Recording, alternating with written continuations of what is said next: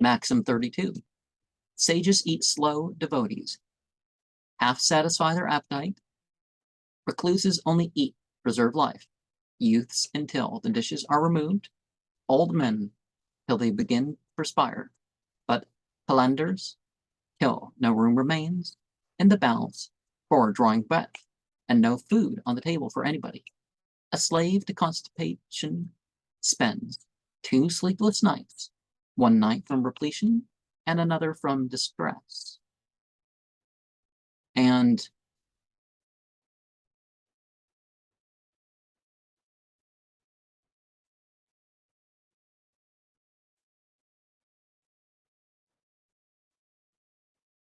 the stomach, what do you have, like 15, 20 minutes sometimes before you feel the full effects of what you've been going on? Sometimes half an hour, some chemical or something. You could, you eat something and then half an hour or even more down the line, then you feel its effects. So if you're poisoned, sometimes you're away from the scene, that sort of thing. But